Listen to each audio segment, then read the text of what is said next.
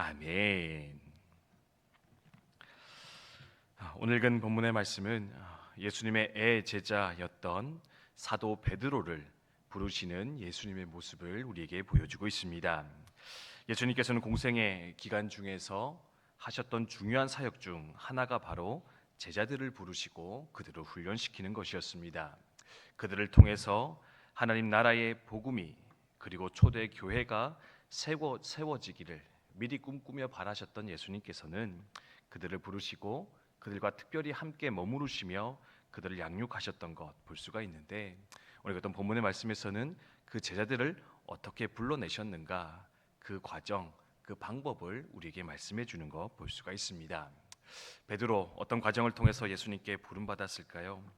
오늘 말씀해 보면 첫 번째로 그의 배와 그물이 비어져 있을 그때에 그는 비로소 예수님을 만나게 되었다. 그 인생 가운데 예수님 찾아 들어가셨다. 성경은 말씀해 주고 있습니다. 예수님께서는 많은 사람들에게 말씀을 전하기 위해서 베드로에게 찾아가셔서 그의 배에 내가 오를 수 있겠느냐, 내가 너의 배에 올라서 저 호수 위에서 사람들을 가르칠 수 있느냐, 그렇게 부탁하는 것을 볼 수가 있습니다. 배에 올라서 말씀 전하셨구나, 이렇게 생각하고 넘어갈 수도 있겠지만, 오늘 말씀해 보면 예수님께서 그의 배에 오를 수 있었던 이유가 무엇이냐? 5절 말씀에 그 전날 밤이 새도록 수고하였지만 아무것도 잡지 못하였기 때문에, 그래서 그의 배도 그의 그물도 어쩌면 비어 있었기 때문에 예수님은 그 배에 오르셔서 사람들을 향해 말씀을 전할 수 있지 않았을까? 그리고 베드로가 마침내 주님을 만날 수 있지 않았을까 생각할 수 있다라는 겁니다. 그런 것 같습니다. 우리가 우리의 삶에 많은 것들이 채워져 있을 때, 내 그물과 내 배에 많은 것들이 채워져 있을 때 우리는 주님을 찾지 않습니다. 우리 인생의 주님 계속해서 찾아오시지만 그 주님의 찾아오심에 우리는 눈길을, 우리의 마음을 드릴 여유가 없다라는 겁니다.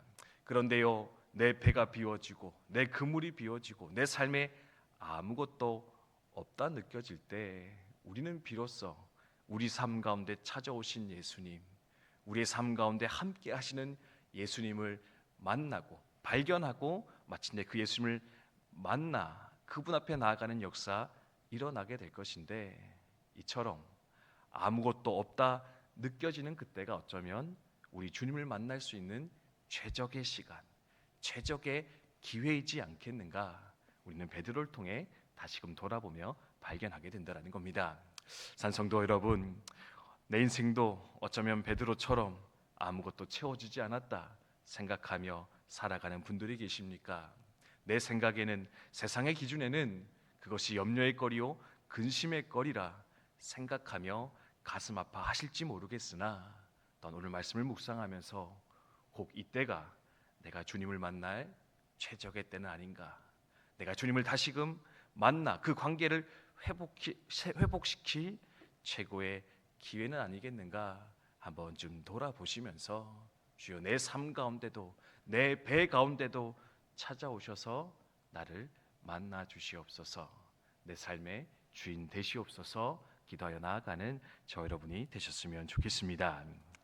그래서 두 번째로 깨닫게 되는 것은, 내 이성으로 내 생각으로 이해되지 않는다 할지라도 주님의 말씀에 순종하여 나아갔을 때 기적은 일어나게 된다, 주님의 능력은 경험되게 되는 것이다, 또 우리 기억하면 좋겠습니다. 예수님께서는 베드로의 배에 올라타서 사람들을 향해 말씀을 가르치십니다. 그리고 이제는 베드로를 향해서 말씀하시죠. 깊은 데로 가서 그물을 내려 고기를 잡으라. 이미 말씀드린 대로 그 전날 밤 열심히 수고했지만 아무것도 잡지 못하였던 베드로였습니다. 알려지기로는 이 게네사렛 호수, 이 갈릴리 호수 지역에서는 사실은 낮에 고기를 잡는 게 아니라 밤에 고기를 잡는 것이 일반적인 일이었다고 합니다. 그리고 깊은 곳이 아니라 물가 얕은 곳에서 물고기를 잡는 것이 또한 당연한 이치였습니다. 심지어 베드로는 누굽니까? 평생을 고기잡이하며 살았던 어부였고요. 예수님은 평생을 물고기가 아니라 나무를 깎으며 살았던 목수의 인생이었습니다. 그런 자가 와서 베테랑 베드로에게 이야기합니다. 이 한낮에 저 깊은 데 가서 그물을 한번 내려보아라. 거기서 물고기 잡으라. 사실은요, 베드로 입장에서는 납득하기 힘든, 이해하기 어려운 예수님의 명령이지 않았을까 우리는 생각할 수가 있습니다. 그런데 베드로 어떻게 합니까? 기꺼이 그 예수님의 말씀에 순종했고요. 그 순종의 결과가 무엇이었느냐? 밤이 새도록 불과 몇 시간 전만 하더라도 아무런 소득, 성과 없었던 자신의 그물, 자신의 배였는데 그 그물 가운데 찢어질 만한, 감히 들어 올릴 수 없을 만한 수많은 물고기가 잡혀 마침내 큰 성과를 거두게 되었다. 성경이 이야기하는 거 볼 수 있습니다. 주님을 경험하는 방법이 무엇일까? 아마 생각하며 고민하는 분들 우리 가운데도 있을 것 같습니다. 그런데요, 성경이 끊임없이 가르치며 도전하는 한 가지가 있는데 그것은 뭐냐? 주의 말씀에 순종하며 나아갈 때, 심지어 그것이 내가 지금 처한 환경, 상황, 내 지식, 내 판단과 다르다 할지라도 그것이 하나님의 말씀, 주의 말씀일 때 내가 아멘으로 기꺼이 순종하며 나아간다면 마침내 그 순종의 열매로서 하나님의 일하심, 하나님의 기적의 역사가 우리 가운데 일어나게 될 것이다 하는 끊임없이 도전하며 가르쳐 주시는데, 또한 이러한 순종의 모습이 우리 가운데 있어야 되지 않을까.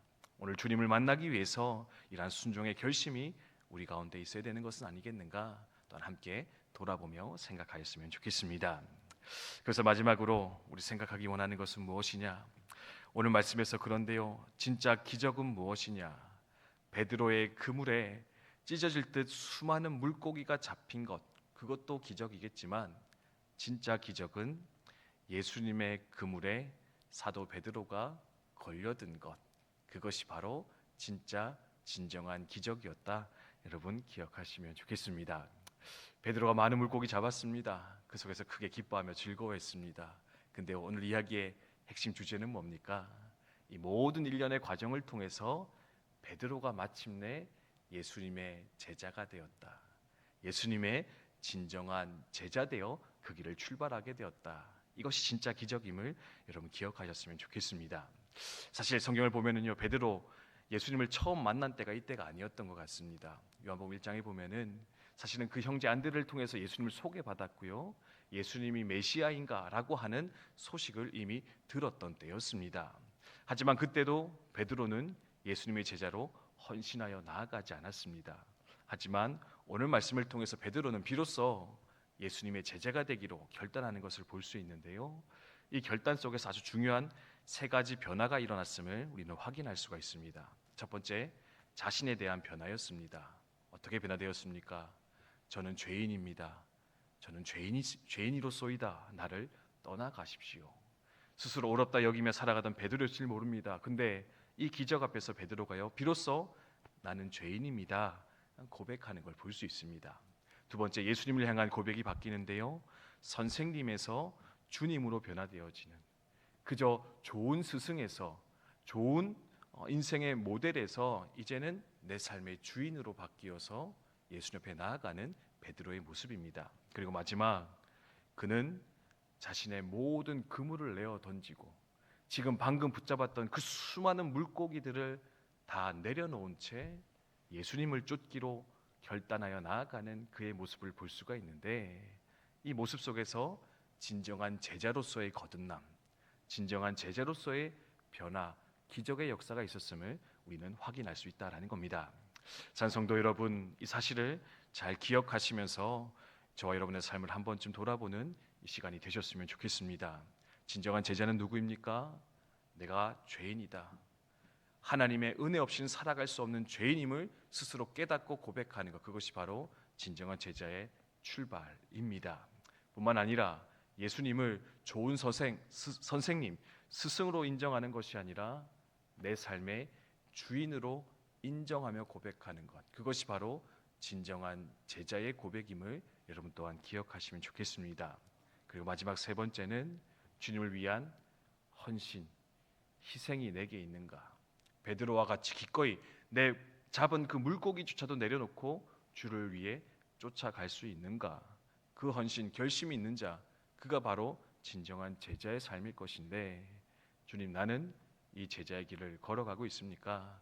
또 한번 좀 돌아보며 생각하셨으면 좋겠습니다. 성경 끊임없이 무리와 제자를 구분하여 설명하는 것을 볼 수 있습니다. 무리는 누굽니까?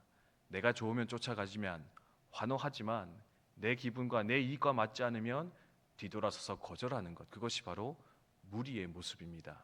하나 제자는 어떻습니까? 끝까지 예수님을 따라 살아가는 삶. 내가 기분이 조금 틀어져도, 때로는 내가 손해본다 할지라도 끝까지 주님을 붙잡으며 살아갈 수 있는 것, 그것이 바로 진정한 제자의 삶일 것인데, 주여, 무리가 아니라 그저 환호하는 팬의 인생이 아니라 진정한 제자의 삶으로서 끝까지 주의 길 걸어갈 수 있도록 베드로에게 그러하셨던 것처럼 이제는 나의 삶도 주님의 그물에 붙잡혀 주님만 쫓아 살아가는 주의 백성 되게 하여 주시옵소서. 함께 기도하여 나아갔으면 좋겠습니다. 주신 말씀 기억하며 함께 기도하도록 하겠습니다.